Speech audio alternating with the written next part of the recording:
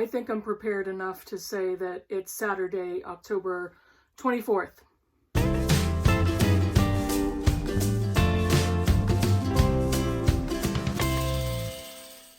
Hi Booktube, it's Kim at Middle of the Book March. Welcome to my Bookish week, yet again on Saturday morning, October 24th, as you heard in my very well prepared intro.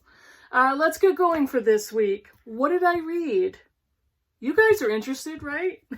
I would assume so. You're here.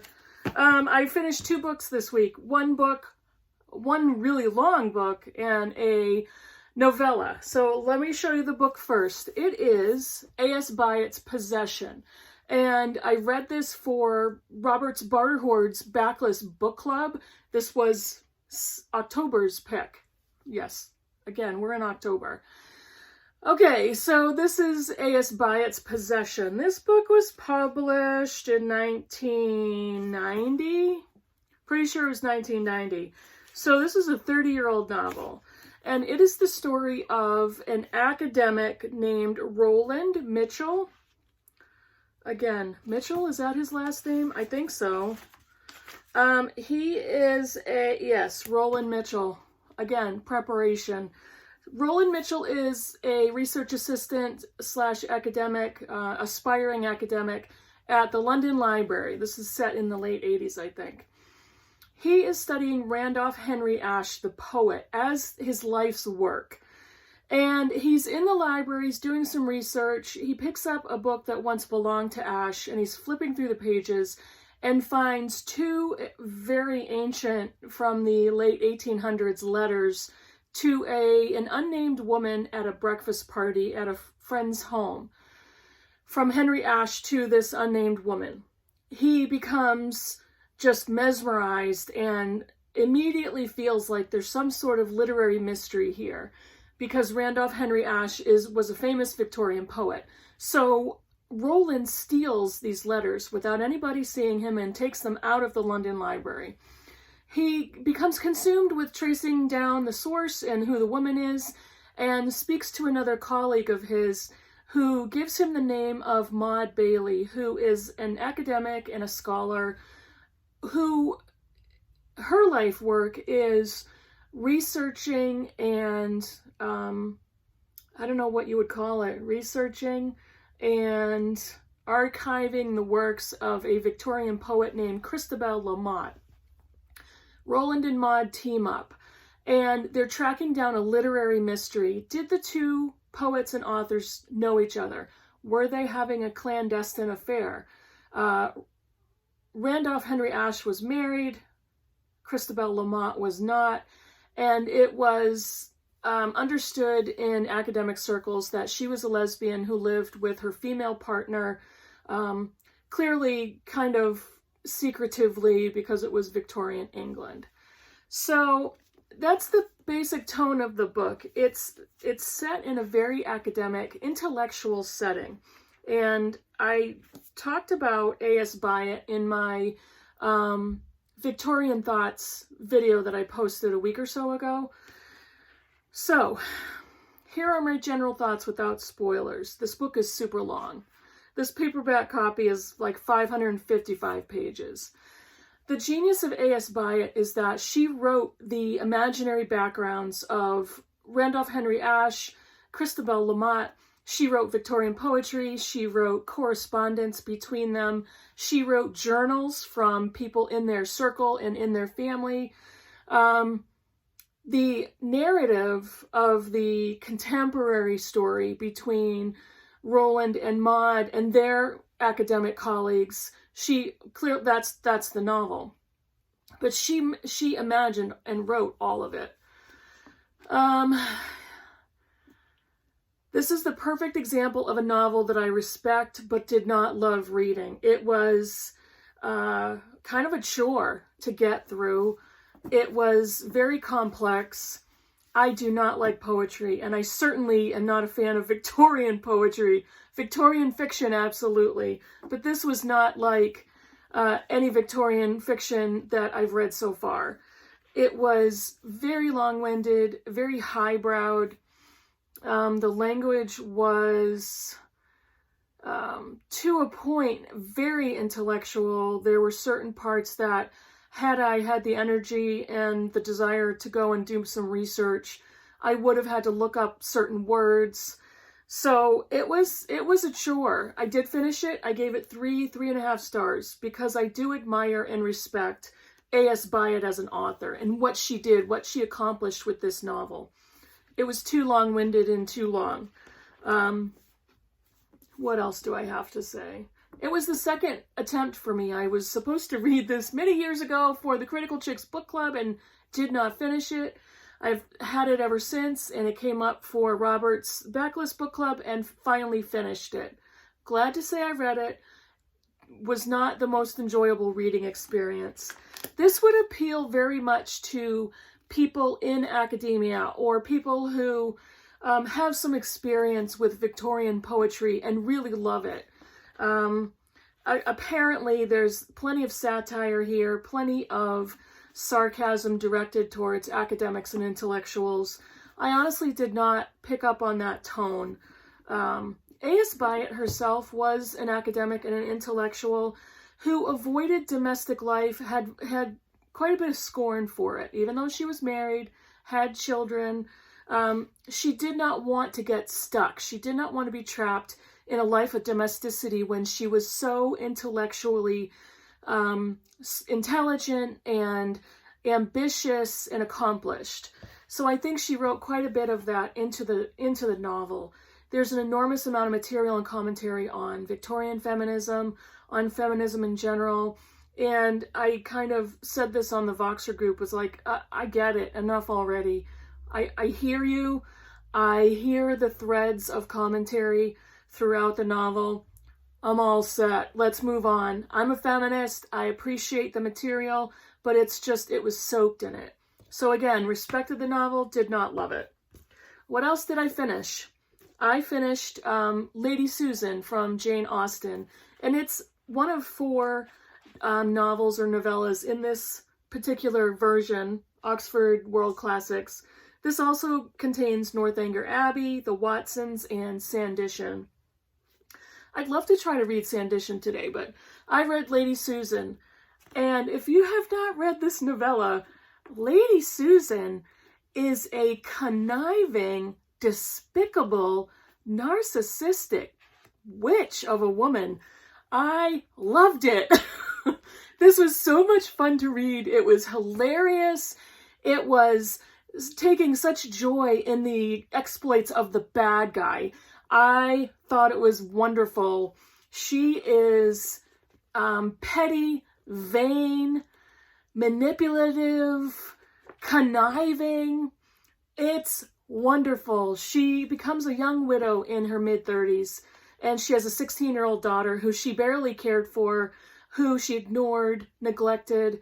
And so she now finds herself in her life's position after the death of her husband. What do I do now? Because in Victorian England, women did not inherit. They did not keep their property. She had to figure out what she was going to do, where she was going to go, what she was going to do with her daughter. Her main plan is to ship off her daughter to a boarding school and figure out how to marry her off so she doesn't have to deal with her anymore.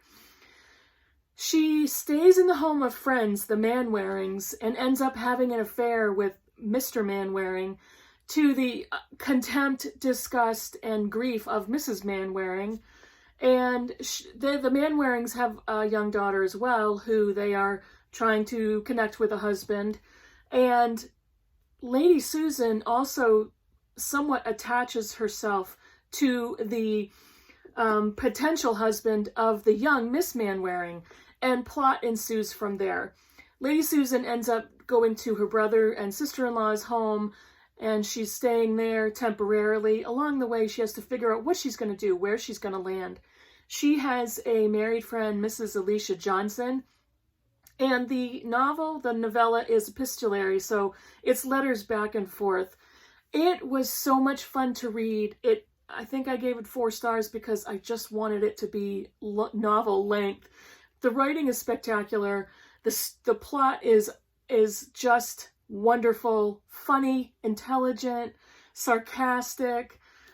satirical, and it's some of the best of Jane Austen, in my humble opinion. Now, from what I can understand, Lady Susan was one of the first things that Jane Austen wrote, but one of the latest things published. I think it was published in the late 1700s. 18? I don't remember. Again, preparation. Poor preparation. I am so bad at it. But I loved Lady Susan, and I will continue to read the other short novels in that collection. That's what I finished this last week. I have a pile next to me of books I'm going to show you. I'm currently reading Daniel Deronda by George Eliot with Alba from Seriella. Love, love, love. Love Alba. Love our buddy reads. This is the second George Eliot we've read together. We read Middlemarch, hence the channel name.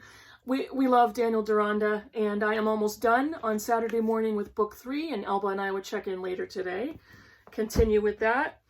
Obviously, I am still on the go with These Truths. I'm actually taking a little bit of a reading break for November. October, November, December. No, October.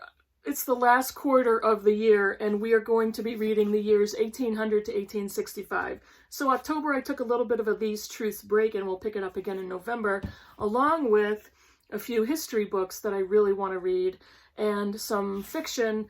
But when I show you the rest of these books, I'm not sure I'm going to get to them. You'll see why.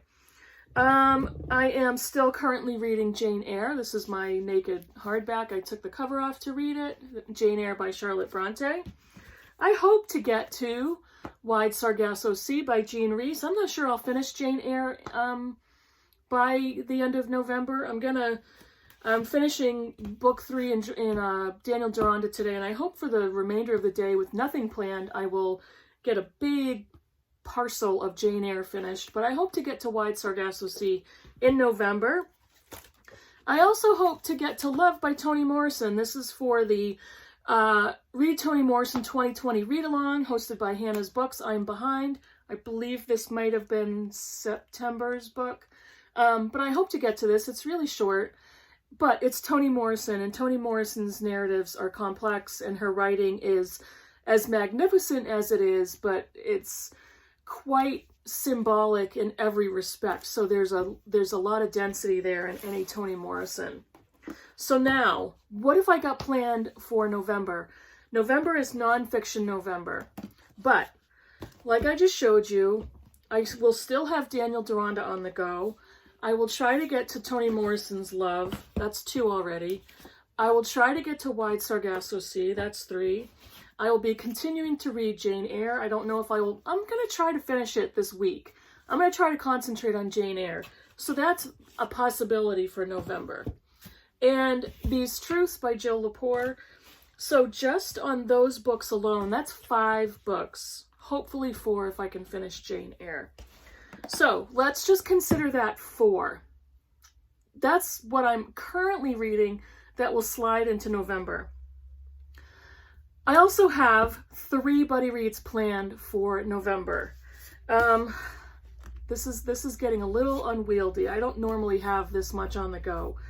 I'm going to be reading in the last half of November fiction, Little Constructions by Anna Burns, who just won the Dublin Literary Prize. Extremely thrilled about that.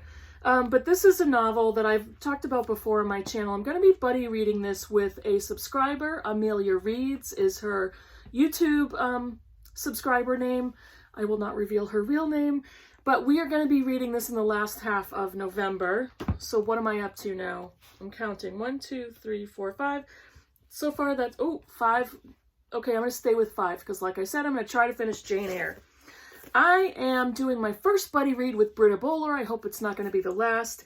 And for nonfiction November, like Britta, one of the topics of nonfiction that I really love to read is feminism. And we are going to be reading Female Chauvinist Pigs by Ariel Levy. The subtitle is Women and the Rise of Raunch Culture. I bought this a while ago and then made the mistake of reading articles and reading the lyrics to Nicki Minaj's WAP song. That's why I'm picking this up. And I'm really looking forward to reading this with Britta and sharing our thoughts on this book. But this will come up for Nonfiction November. And my third buddy read scheduled for November is Svetlana Alexievich's The Unwomanly Face of War. I'm going to be reading this with Nell and Scott from Gunpowder Fiction and Plot. I can't wait. I love them. They are smart and hilarious. I'm going to link everybody's channels down below. This is an oral history of women in World War II, and I can't wait to get to this. I'm really looking forward to reading this. Oral histories can sometimes, and especially with this type of topic, can be quite heartbreaking, but very visceral and raw, and I'm really looking forward to reading about these women's experiences in war. So that means 1, 2, 3, 4, 5, 6, 7. Without including Jane Eyre in this lineup, I already have 7 books that I need to read in November. That is pretty much at the top of my average number of books read for a month. I hope to squeeze a few more books in there, at least 2 more of my choice, and I will, I don't know, maybe do 2 more nonfictions. I probably will. I've got a pile of them that I want to read. I don't think I will pick up any more fiction, but I'm unpredictable. I could go completely rogue, and you guys would never know. So we'll see. I don't know what else I'm going to read. I'm just hoping I can get through this pile. So that's it for my bookish week for this past week. Was there anything else I wanted to talk about? I don't think so. That's about it. Yeah, that's about it. I've got a bunch of more stuff. I've got a bunch of stuff coming up. I'm not going to tell you about that quite yet, but there's a bunch of stuff coming up for me on Booktube. It is going to be my 1-year anniversary at the end of November. So what I think I'm going to do, and I haven't put out a video yet. I don't want any feedback on this quite yet, but I think I might do a Q&A video for my 1-year anniversary. I also have noticed lately in the last week or 2, my subscription count has skyrocketed, and I just want to thank you all so much who have subscribed, who have been subscribed to my channel, and all of the new subscribers. I am so happy you're here. I am so grateful that you've done that. Thank you so much. I really, truly hope you enjoy my content. What you see is what you get. This is me. I try to be transparent and also respectfully and intelligently share the books that I'm reading and the thoughts on books that I have. So I truly hope you enjoy it. Thank you all so much for watching, and I will see you in the next video. Bye, everybody.